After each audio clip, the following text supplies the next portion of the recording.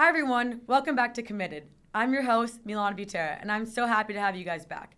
If you haven't already, like, comment, and subscribe, and let's get rolling into today's episode.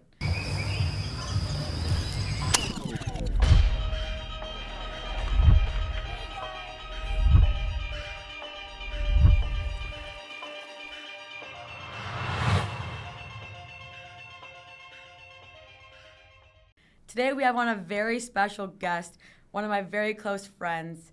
We have here Julia Trainor. Hi everyone. Mila, thanks for having me. Thank I'm you so for excited. coming on, girl. I'm so excited.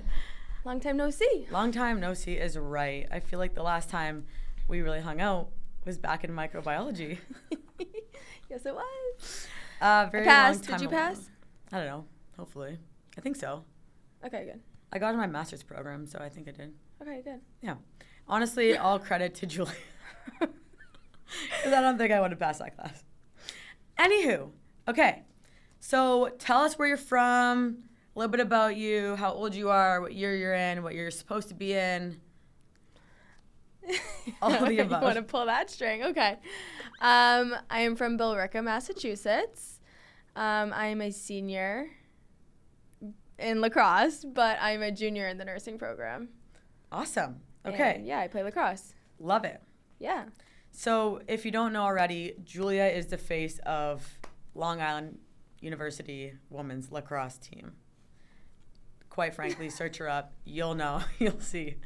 And we're so excited to have her in the studio today because there are plenty of questions that I have to ask for Julia, a little bit more about her, go deeper, not just scratch the surface level, as you like to say here. Mm-hmm.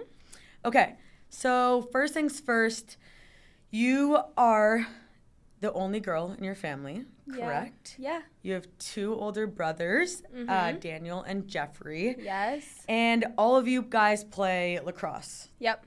Now, what was that dynamic like? What was, the competition? Did it feel heavy? Did you feel like you had a lot to meet up to? Or tell me about it. Yeah, so my oldest brother is 9 years older than me, and my other older brother is 7 years older than me. So you can imagine how I was thrown around as a little girl. But I always attest my competitiveness to the both of them, and they both went on to play the collegiate lacrosse. Daniel was D2 at Southern New Hampshire, and then Jeffrey was D1 at UMass and now plays for the PLL Cannons professionally. So it's still around. They come watch me. I go watch them. Daniel is a ref now for NCAA. There you go. So he's still in it, still active. They play box. But yeah, growing up, it was just like so competitive. They knew that they treated me like a brother. Like I was not a girl in the family. Like I was seriously thrown around left and right, tasseled, pulled, punched. You name it. I went down It the stairs happened. one day. I'll never forget it. I was like, Ma, get the wooden spoon. Let's go. Swear. But yeah, I attest a bunch of my attributes to the both of them because they're the reason why I am. And where you're at. Yeah. That's awesome. I love that. Yeah, I definitely understand the brother-sister dynamic. Yeah. Which I feel like goes a long way. And especially you could tell in the type of player you are today, I feel like you're very tenacious and you will get what you want. And I feel like that doesn't always come with being surrounded by the, female dominance. It comes more from like the male dominance. And I think that, that's a great trait that you have. And that's awesome. Yeah. That you guys are so close as well. Right. And yeah, I always had that like feeling that I had to kind of be like somewhat as good as them and, meet their standards. But in reality, none of that was our thing in my parents' eyes. And, but it was so good just having all of their support behind me through high school and now and through college. And I'm just so grateful everything worked out and I was able to watch them and they influenced my collegiate career. Awesome. Yeah. Did you ever feel like they ever coached you? I mean, they're obviously older than you.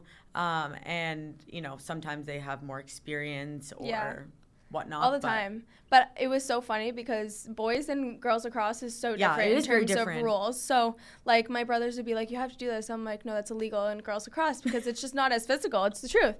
And one story I'll never forget is we were all passing outside, and my brother Daniel, my oldest brother, he would sling the ball at me when we were passing, like, I couldn't catch these. I was like 7 years old, and he's ripping the balls at me. One day, he would do it right at my face, and like he would get me so mad because I could not catch it, and I'd have to like move my head to catch it. Oh and my gosh. one day, right in the eye. No. Right in the eye. Stop. Swear to God. Right in the eye. Was your mom like, what happened outside? No, she's just like, oh, Jules, you'll be fine. Put a little ice on it. Yeah, exactly. That's what I got all growing up. You'll be fine. It's right. You'll be It, you know, fine. created tougher skin for you. And I feel like, yeah. you know, that's something that not every, you know, girl may get. You know, I feel Yeah. like, I don't know, would you agree that like a lot of girls in your team have that same dynamic? Not really. No. I mean, you can definitely tell that people are competitive, but I think there's a difference between competitiveness and toughness. Like, Yeah, totally. I just think the way that you go about things and how you are able to respond to conflict is toughness, whereas competitiveness is you just want to go out there and win and do everything you can to try and win. There you go. So, I don't know. I do think that it's in some girls, but not all, and it's an attribute that I would like to shut off and as a captain and just, you know, try and teach these girls like a lesson and just Yeah, no, totally. when you're going out there, there's nothing else that you really care about other Yeah. than winning that game and just doing everything you can. So, For sure. yeah.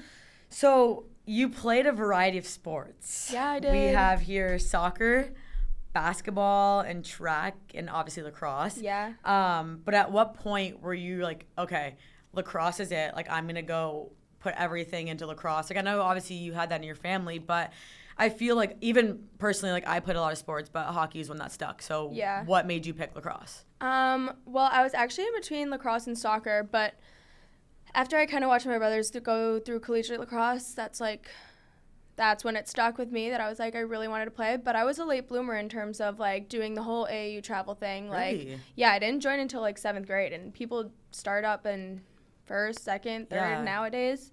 So I was like very late to the game in terms of club, which is huge in recruiting and everything. Wow. So, by the time I actually like knew I wanted to play lacrosse in college, it was probably my high school like sophomore year, and then COVID hit, and then it was like Yeah. shambles. Yeah. I feel like you would never guess that No, about you. no. I mean, watching you play. Yeah, I never did like club anything. I did AAU basketball, but then I quit basketball my junior year of high school. Okay. Yeah. Yeah, and then COVID happened, so I got to run track.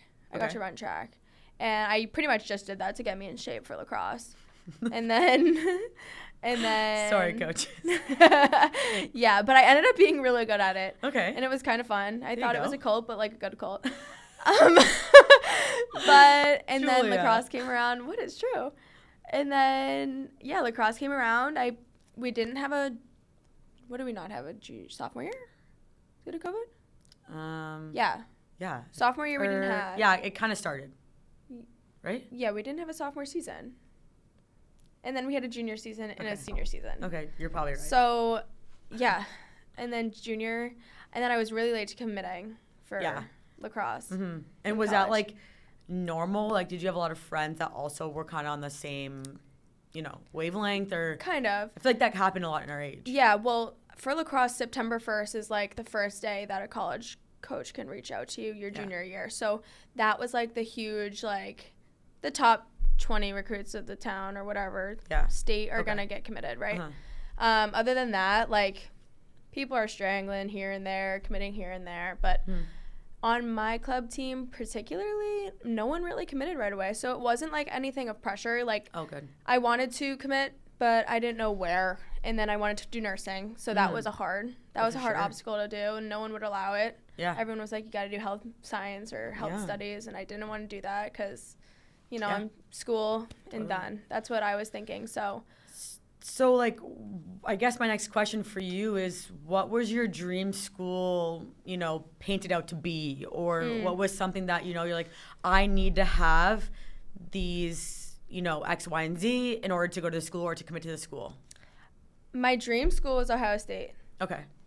Yeah, I could definitely see that. Ask me why, not really sure, but I heard this fact. I don't know if it's true, but Ohio State was like one of the manufacturing for Nike. Like, it was like there was like a factory location on yeah. campus, and it was like for Nike, and I was just like I was the biggest tomboy ever, and I just wore Nike everything. I was like, I need to be Ohio sponsored. State. Get me in. Now I need it now. And I loved red. So Ohio State was my number one. And I just liked the idea of like going into a campus and having everything right in front of you. So in retrospect, here at LIU, like that's what I love about it. Like you just go through the gates and everything's right there for you. Right. I did want a bigger school than LIU. I wanted to just like not be able to know everyone walking around, and here is the polar opposite. Yeah. But I don't know. I didn't really have any like huge expectations for myself in college, but I did know that I didn't want to be close to home. Like I wanted to be able to go away for 4 years and kind of do my studies and then come back, because I knew I was going to be in Massachusetts for the rest of my life. Like my whole family's there. I'm not going to move out. So I did know that I wanted to go far. Then COVID happened. Right. If you look at my recruiting video or the video that I made, you'd be like, that girl go D's1, that girl's Division 1 lacrosse. You'd be astonished. But because like I didn't pay anyone to do my film video. Right. I should have, but TikTok. I didn't. Well, now. Or maybe it was Musically. I was going to say, I think it was Musically. So why did you end up at LAU? What was the final pick? Nursing. It was nursing. Yeah, because everywhere else, the only other school that would allow me to do nursing was Canisius, all the way in upstate New York. Okay. And then UMass Lowell. Okay. And UMass Lowell was in my backyard. It was literally 15 minutes away, so I did not want to go there whatsoever. And did Ohio State have what you wanted, like the nursing program that you wanted? Well, the way I did my recruiting, like my research, I looked up all the rosters and went through every single girl and saw if anyone was a nursing major. Okay. If there was no one a nursing major, I didn't even bother reaching out because I just figured.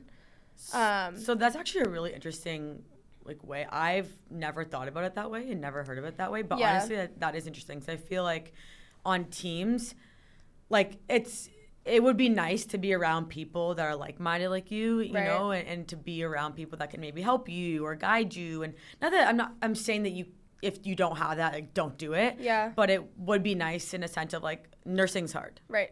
And, to have that, maybe that support or the coaches are okay with you being in nursing, and, because some schools aren't, and some teams are not okay with you being in a specific program. Yeah.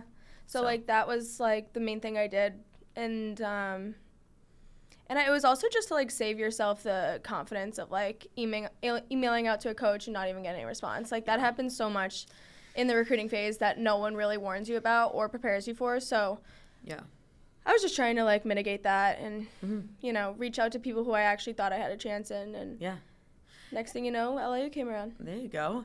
And so we talked a little bit about COVID, but I guess diving deeper into the actual feelings, because I remember certain, feelings about, going to school, and that was really nerve-wracking. Like, I don't know about your exact experience, but some schools like take a gap year. Yeah. Or maybe wait, don't come right away, blah, blah, blah. Like, what was, I guess, yours in the sense of, like, if you could put your mind back into that exact time frame right now, what was it like?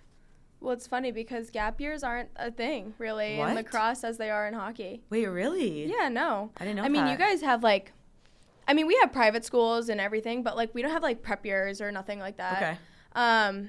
So, like, a gap year never really was in my, in your cards? In my cards. So, but I remember school getting canceled, and it was, like, just a one-day thing, and then it happened for, like, 2 months, and then I ended up being remote for the rest of that year, whatever the year that was. Yeah. And then the following year, we were, like, hybrid. We were 2 days in and then 2 days out or whatever. But we still had practices every day. So that made it feel, like, a little less, I don't know, isolating, I guess you can say, or lockdown-ish. Yeah. But, yeah, I think none of it changed. Like, COVID didn't change the way I was recruited or anything. I just think that it changed the way I prepared myself. Like, I think if I didn't have COVID, I would have been more prepared to have been recruited. And I would have had, quote unquote, more footage to be recruited on, or more information, or more stats, or more this, or more that. But it didn't change any internal feelings of, like, I'm never going to find a home. Okay. or anything of that sort. Which is actually really interesting because I feel like a lot of people in that time frame were terrified. Yeah. Including myself. Like, Yeah. I was so scared I wasn't going to get picked up. And I agree with you on that sense, like, getting very little footage. Yeah. Like, I remember making my own video, too, being Yeah, like, it was so bad. is this good enough? Like, did I score enough points in this game to, like, get picked up? You know, so I can definitely see how that could correlate into, you know, what you're talking about and how your process may have been and picked up and all that kind of stuff. Yeah. So I mean, and I was so particular with the recruiting about how I wanted to be Division I, but ultimately, I think, like, I remember having this conversation with my mom with, if it wasn't nursing, then why do I do it? Because what's the point of doing a 4-year undergrad and then having to put myself through a year of accelerated program just to get where I want?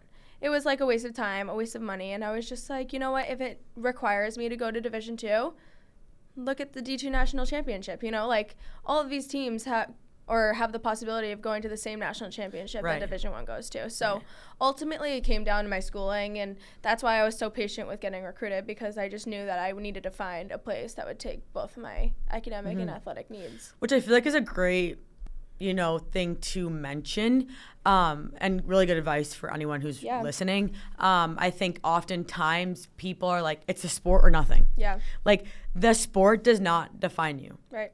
And I will say that for the rest of my days.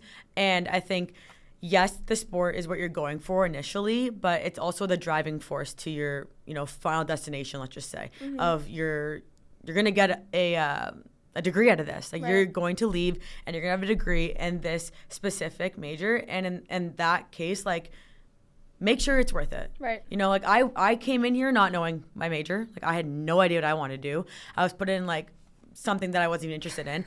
But I think that it's so fitting with your personality. Like, you knew what you wanted and you went for it. And you exactly had it. And listen, that's not for everyone. Right.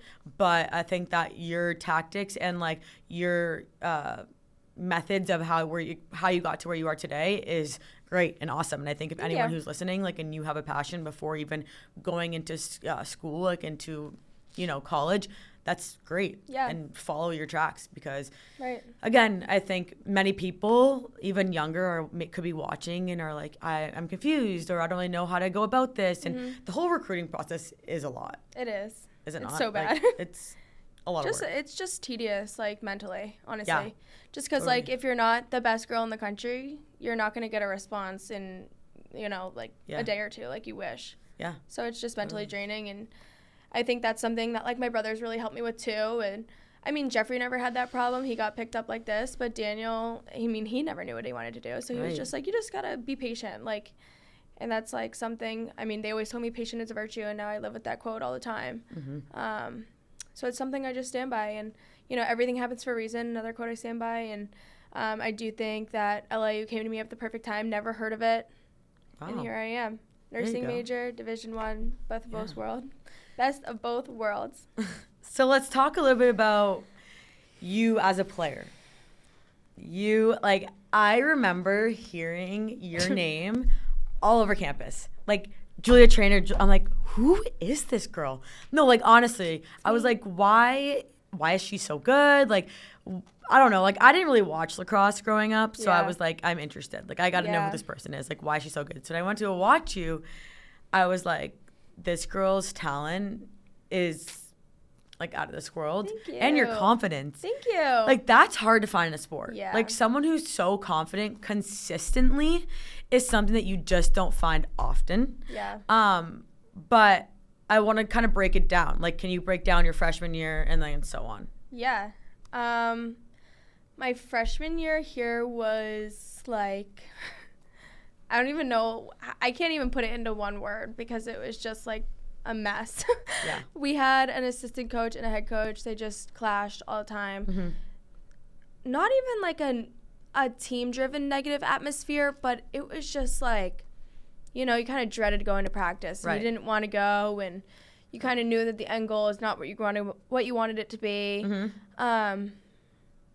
But it was always something to make you get out of bed and go work out, right? So, like, that's kind of how I thought of it. And lucky enough, I was grateful to be one of the only freshmen of our class of 15 that, you know, was playing and was viewed by my coach as a valuable player. And had that opportunity. So I kind of took that and ran with it as far as I could. Mm-hmm.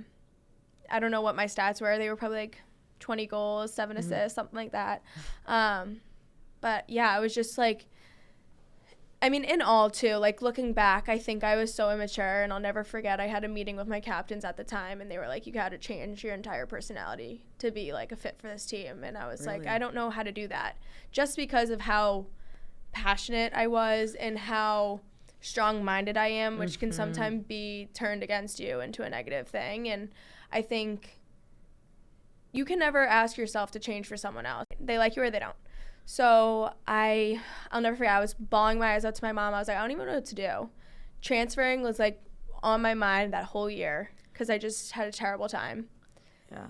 It was just negatively draining. Which it was is just so crazy because you made such an immediate impression. Like you played so much, which I feel like, again, is not always common. Yeah. Within freshmen, like, you know what I'm saying? And it's not. And I get it, like, totally, that feeling of having to change your personality when you're like, what is wrong with me? Like, this is how I've been for X many years. Yourself. I am who I am. I'm not changing. And that's something I feel like a lot of people talk about too, is like, don't change who you are. Right. And it's not even about changing who you are. It's who you can be for the team. Right. Exactly. So I feel like maybe that was something that you had to maybe look at as well. But that's why I was so, curious as to why transferring. Like, why? Was it just because of that moment? Yeah, I was just like, I think my ideations of lacrosse collegiately was just so grand in the like scheme of things, and it was just like the golden ticket, right? Like, you're just gonna go and you're gonna have the best time, and you're gonna automatically be handed a championship, and the team culture is gonna be the best thing you could have ever walked into. And then I walked in, and it was everything I never had imagined. Like, it was just clashing heads. We didn't make it to the championship. We lost in the either quarterfinals or semifinals. I don't even remember.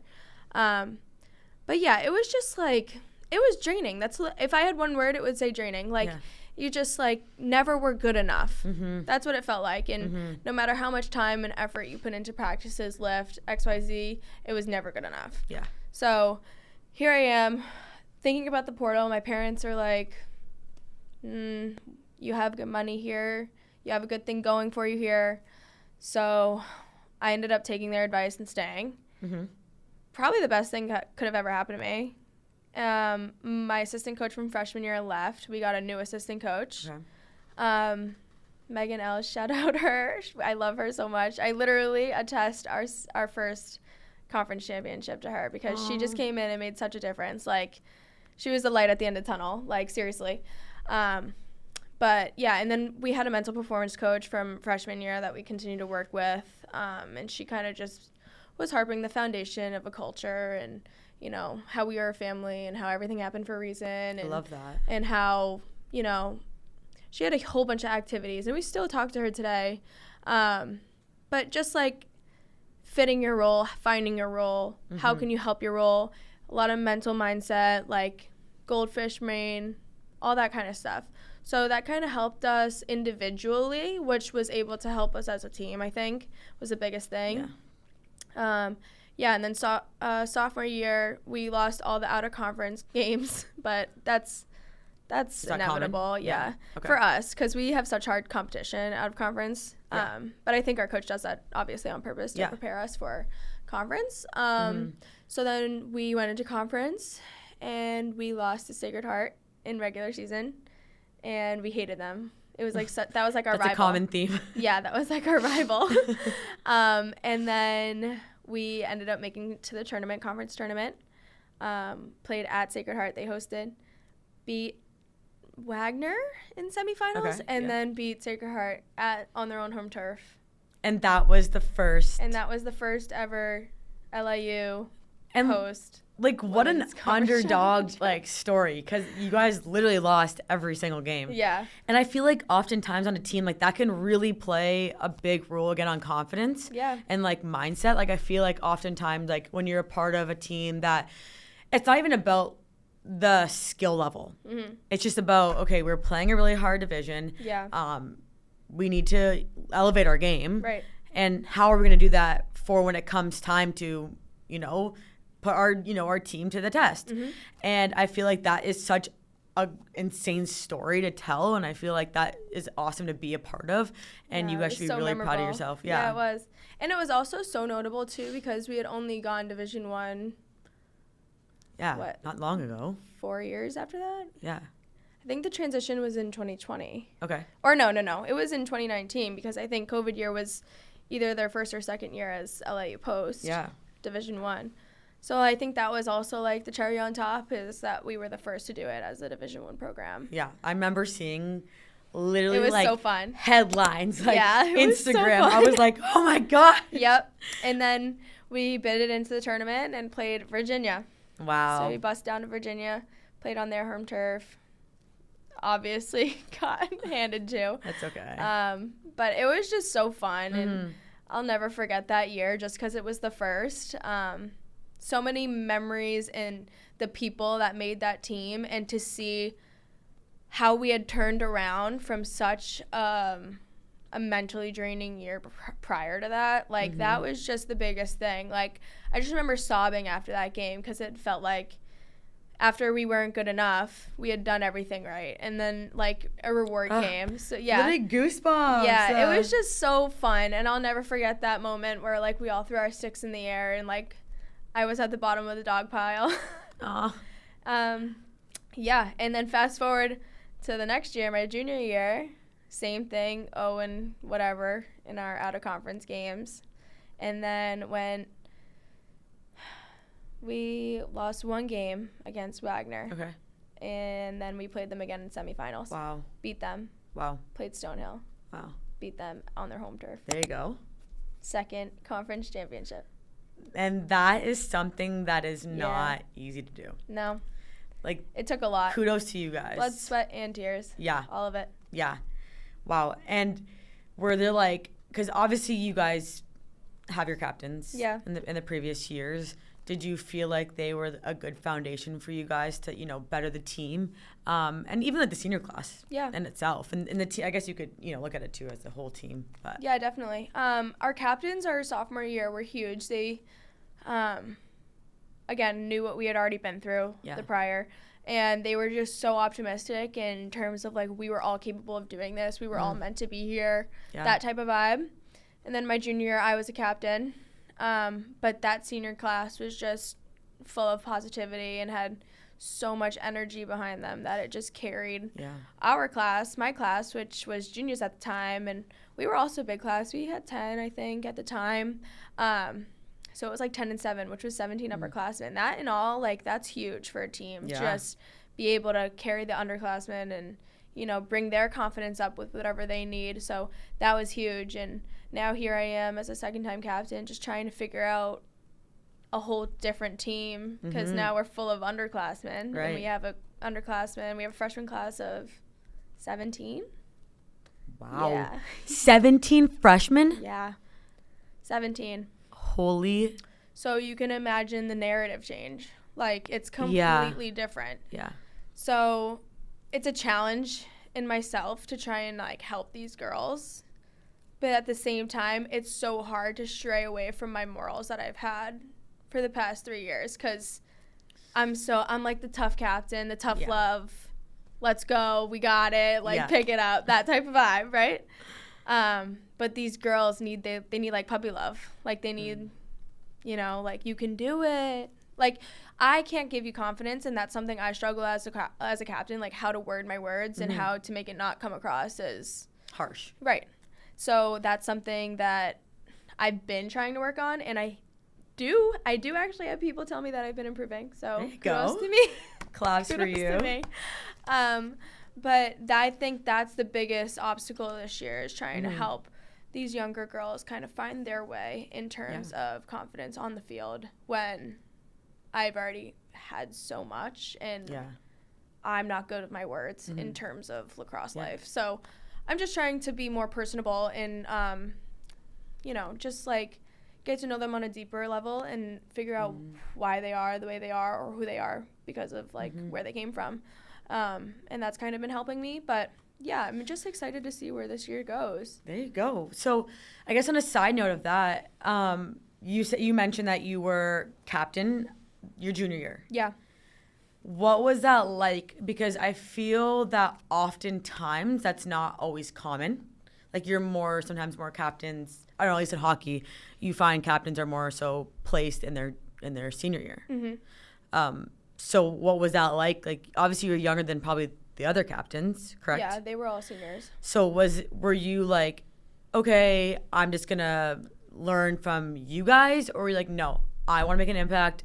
I want to, get my feet wet type of thing. Like, what was that like for you? I know you spoke a little bit on it, but just in the sense of being younger, I guess you could say. Yeah. I mean, I think in lacrosse world, I already had leadership attributes, which, again, going back to the beginning of this podcast, I contribute to my brothers and just the way that they have kind of taught me the way of life and Totally how to lead on the field.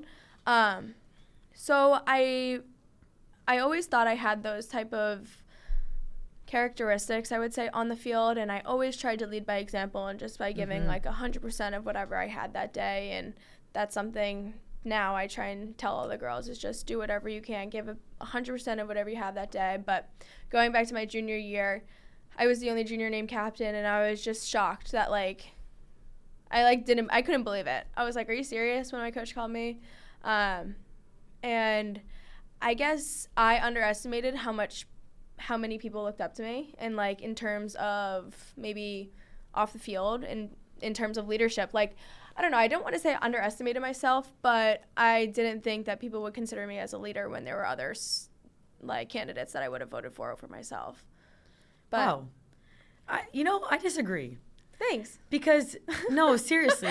No, but I agree to disagree though, because you see me differently than I see myself. Well, of course, anyone does. I mean, you're so much harder on yourself than right. you really can see. But Julia, when you walk into a room, you change the vibes, first of all.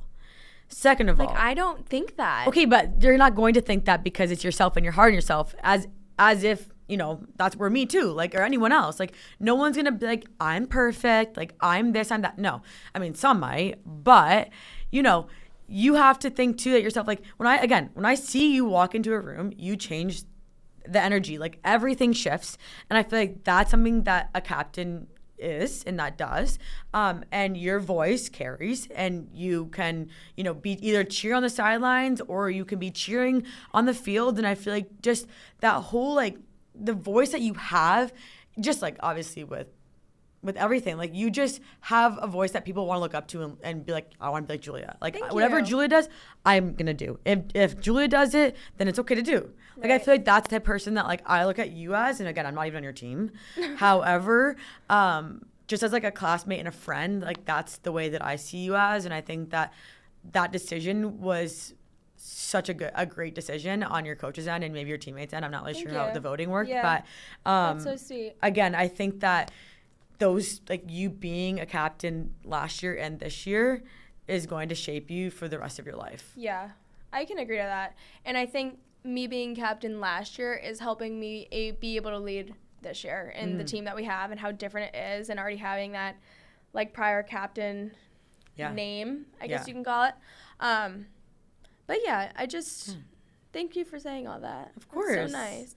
I mean, I would consider myself as a lead by example. Yeah. Just because, again, I'm not good with my words, and anytime I say something, if I think it's wrong, I'm starting to overthink things, and I'll be like, I have to go apologize, because now I'm sensitive in terms of people may not perceive what I'm saying in the way that I interpreted it, right? So I'm just let's get one thing straight. It is hard to lead by example. Yeah. No, it genuinely is, because it's so easy to say, I'll lead by example. It's okay. I'll walk in today, show the girls, what's right from wrong. No, that's hard. You are human. You have tough days. Yeah. And you're in a very tough major. And I think that it's really hard to flip that switch on from being a student to an athlete. Yeah. So definitely. I think, by leading it by example, again, is huge, but that's hard to do. Mm-hmm. And the fact that you're able to do that, again, just shows the type of leader you are and that you can be on a day-to-day. But with that being said, You earned your first team All NEC. Correct me if I'm wrong. Yep. And you also earned NEC All Rookie Team. Yep. And you also received NEC All Academic Honor Roll in the spring. Yeah. I'm not really sure the years exactly, but that's huge. Yeah, those are all big. Like, those are not awards that you just get given to you. Yeah. How does that, I guess, make you feel in terms of, like, the title of a student athlete? I mean, what's some advice you could give to someone watching this being like, I'm going to become a student athlete, but I'm a little bit nervous, and how to balance the two? Like, again, those are huge. Yeah. Not everyone gets those. No, definitely. I mean, my freshman year was rough. I had a setback in the nursing major that is, why I'm here for another year after my senior year this year. But again, that's when everything happens for a reason really came big in my life. And you just kind of got to be present in the moment and take everything day by day. And yeah, maybe a failure did happen, but it's how you respond to that failure. There you go. And something that I didn't have before college athletics was time management, and something that college athletics gave me was time management. So that was huge. Yeah. Just like getting in a set schedule of, okay, lift, practice, eat, study, class, study, bed. Just like that. Like, whatever it was, get a planner, write it out. I'm telling you, that's how Julia Trainor with a planner? Yes. That's insane. Yes. I plan everything. I plan everything. Yeah. Good. I'm a totally different person than freshman year. Yeah, I was gonna say. After that back step, ooh. I was like, does she know where to get that planner from? We turned it around. We turned it right around after that because failure is not a thing in my book. So that's when I was like, all right, my head's gone and I need to recenter myself because I had lost myself at that time, and I was nervous of where I was going to go after that and like how I was going to come back from such what at the time looked like the biggest moment of my life. I was like, oh my God, this is like the worst thing that's ever happened to me. But in retrospect, I think everything happens for a reason. I think I was too immature at that time to have gone through the nursing major that I am in now. And I think I needed that setback to kind of have a huge, like the light bulb had to go on, because at that time I was not ready to go through the academics and the athletics that I was about to go through. So I do think that it came at the perfect timing, and, no matter how hard freshman year lacrosse was, and then that got piled onto me, you just got to keep going. And, that's the only thing I have to say is just take it day by day, step by step. You're going to get to your goal eventually, no matter if it's how many ups, how many downs. Like, you're going to get to your end destination, but if you stop, you can't get there. Totally. So you just got to keep going, keep going. Love that. Yeah. So I also want to mention, this is, I feel like, a really huge career moment for you. I mean, you've already surpassed this now, but 100 career points. Yes. Like, is that common in lacrosse? Like, to hit, like, in hockey, like, that's hard. It's more common, definitely, than in hockey. Yeah. I would say it's a little less common for lacrosse players just because lacrosse is either you play all 4 years or you maybe only play 2 or you maybe only play 1. And it's just how fast can you reach that accolade is kind of the main thing. But yeah, I got it in the beginning of this season, I think. I got it. But yeah, it's just, I mean, it really cycles back to my entire lacrosse career and everything that I've learned from day one to now. Yeah. And it's a huge testament to my teammates, and I never could have done it without them. Half of those goals were probably assisted. Yeah. Or I may have assisted half of those. Yeah. Right? And like, I can't do that without the people on my side. So I don't think it's an individual award. I really see it as a team award. Ah, captain mentality. Captain mentality. Yeah. So I guess shifting gears a little bit, I know we talked about nursing, but what does becoming an RN really mean to you? Like, why nursing? Like, is there someone in your family that kind of influenced you, or? Well, in 6th grade, I watched Grey's Anatomy. Love the show. Have you watched The Pit, by the way? No. Why? I need to. I'm waiting to get someone HBO account. You can have, no, it's on YouTube. What? Yeah. It is? YouTube TV. Oh, I don't get that. Okay, I need we can someone's use ours. HBO account use wherever the ours. camera is. I need that HBO account. Like, I'm not even lying. We started watching it. It's good. I've heard so many good things about it. Yeah. I have to watch it. But anyways, I watched Grey's Anatomy. Mm-hmm. Want to be a nurse. Wow, you were influenced fast. It was nothing crazy. Like, I literally wrote my paper about that in freshman year when I had to write about, why I want to be a nurse. But I also have family members that are in the hospital, and I think my reasoning of becoming a nurse has changed since then, obviously. And actually, now that I'm in clinicals and being able to see these these patients and just like these people going through the trenches, kind of, and watching the nurses be able to help them and make their look like there's light at the end of the tunnel, or even if it's just for the family and for the supportive sake. Anything. I mean, I really want to be a labor and delivery nurse just because it's like a happy type of nursing. I like the more, obviously there's downs in labor and delivery. Of course. Right. But I do like the aspect of it being more of an uplifting environment. And, welcoming a baby into the world. And it's such a beautiful moment. And then because, I'm so grateful for my life. And, we were carried in our mothers once. And just now look at us. You're making a podcast and I'm the guest. But no, it's really just being able to help the people who can't help themselves. And So how do you feel in terms of okay, you're obviously a Division I athlete, but how do you think that correlates into being a nurse? Do you think the fast-paced life goes well and hand in hand with being a nurse? Yes, 100%. Do you think you stand out more than an average nurse? In terms of well, it's hard to tell because I'm not a nurse yet. Well, but being around those people, different, classmates or whatever. Yeah, I mean, yes and no. I think that there are different tendencies that do correlate, what you were saying, the fast pace, but also just the compassion you have for whatever you're doing. Do I think there's a standout? Not necessarily, but I do think I'm able to process things and do things more quickly and effectively than some others, just due to the competitiveness. And I also look at it like a competition. If my nursing clinical would be or my clinical professor will be do something, I'm all right, I'm going right away. I'm gonna be the first. But that's just my mentality and I can't fix it. I don't know how. No, I feel that.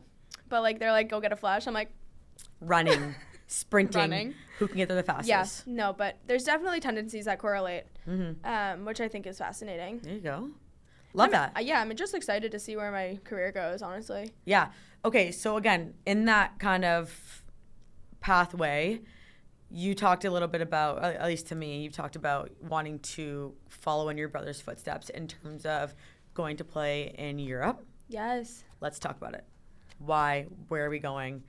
So what's the process? My brother Jeffrey is playing for the Italian national team. Yes. Go Italy. So my grandparents came over on the ship. My mother's bilingual. Wow. Yeah. Wait, so what happened with you? Exactly. Honestly, and side note, I'm so upset at my mom. If you're watching this, Mom, she knows all about this argument. But I'm so upset my name isn't spelled Giulia. Yeah, that's honestly, you can still change it. And you know what my mom's fight is against it? She's like, you didn't want people to call you Gulia. I'm like, Ma, I would tell them. I would just straighten it up. Right. No, but that's a funny little thing. She's like, you can always change it. I'm like, well, not now. I don't really need to go through all the legal documents. Just honestly change it when you get to Europe. No, yeah. But yeah, so Jeffrey is kind of doing this whole paperwork to be on the national team. I kind of have to do more of the dirty work and try out to actually do it. I'm like, Jeffrey, can you just set me up? He's like, dude, you got to do it yourself. I'm like, come on. But that's the goal, is to play in the 2028 Olympics. Wow. With my brother. You hear it right here, people watching. Julia Trainor is going to go. That's the goal. That's the insane. Goal. But it would also just be so amazing for my grandparents to be able to see us at the opening ceremony. That's what I'm envisioning, and my heart is beating. I need to be there. Yeah. I would just I'm just picturing it, and it's aura. No, honestly, I feel like you said, again, being, European and having that background, you know, or whatever, you know, being Italian, I should say, is such like a prideful thing. Yeah.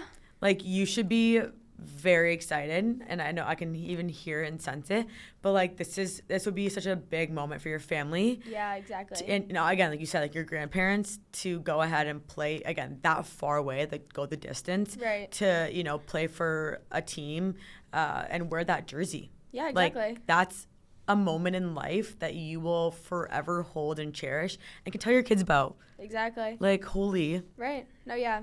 Just like being able to represent that country. Yeah. I gotta go to there first. Okay, you gotta go to Italy first. Yeah, I gotta go at to some Italy. point. So wait, where are you from in Italy? Do you know? My grandparents are from a little village called San Donato. Oh, I don't know what that is, but that But sounds if you beautiful. ask me like where it is, The map? I always mess it up. It's okay. I think it's near Sicily though.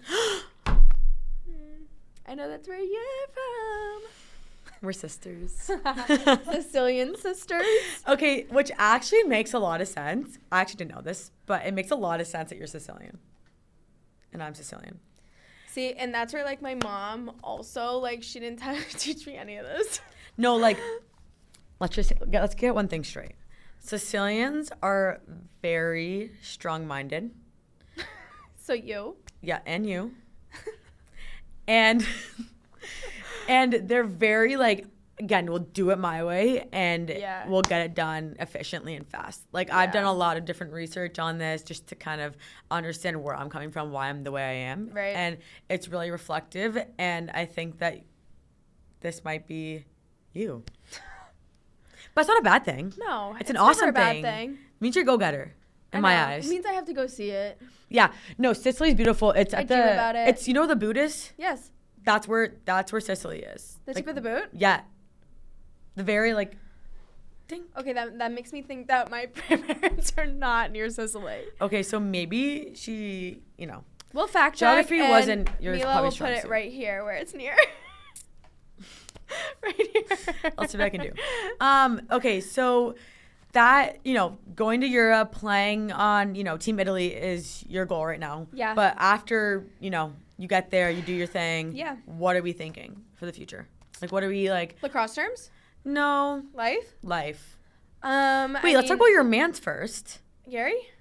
Gary, hi. Hi, Gary. Gary. Why do you not talk about him? I don't know. You brought him up. Well, I want you to talk about him. Oh, he graduated from Providence Okay. 2 years ago now. He's a finance king. And and yeah, he's living his best life, working at 8 to 4. There you go. I don't know what that is. Yeah, he's just waiting for me to get out, which is another like regret that I had about like you know, having to be in school for another year because you know he's already older than me and he just kind of wants to move on for his life. But I'm excited to see where that goes. We've been together for 6 years now. Wow. Yeah, 6 years. 2 hands now. Wow. Okay, so the ring is really coming. It's coming. Just next episode. No pressure. No pressure, Gary. But he knows what I want. We're thinking like, you know, marriage. Yeah. We're thinking of, you know, staying in Boston. Yeah, definitely. I mean, he works in New Hampshire, but we're right on the line. So, like, I'm about 15 minutes from New Hampshire. Okay. Actually, probably a little bit more, but still. I'm that close. But, yeah, I don't really want to move. I don't think he has a reason to move.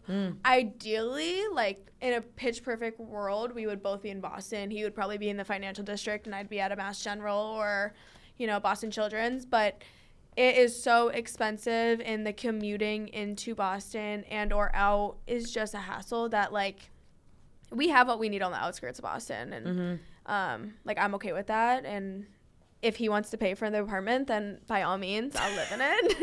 But again, no pressure. No pressure. But I mean, he has a good job going for him, and it's away. It's like up and away, so he doesn't hit any traffic. And I mean, we're near a hospital in Burlington, which is like 10 minutes from us. So that's probably, hopefully, where I might get a job. But again, we'll never know. Day by day. It really sounds like you have everything set out. I mean, obviously, you're on top of it. Now she's a planner. She's got everything going. Oh, my God, yeah. And I'm so happy we got you on the podcast today. Thank This has been a you. long time coming. I had so much fun. And I'm so happy that you're my first guest. I know, I'm honored. I'm honored. I'm honored to have you. Thank you. You can't see, but we're holding hands. Oh, wait, let me do this hand because it has my Apple Watch. We're holding hands. I wish I wore rings and you more can't see jewelry, it. but I came from practice. Yeah, wherever the she's camera is. dedicated, y'all. She's Came got from this practice, thing.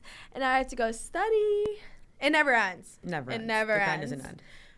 But yeah, thank you guys for watching. Again, if you haven't, like, subscribe, and comment, and we'll see you on the next episode. Bye. Bye.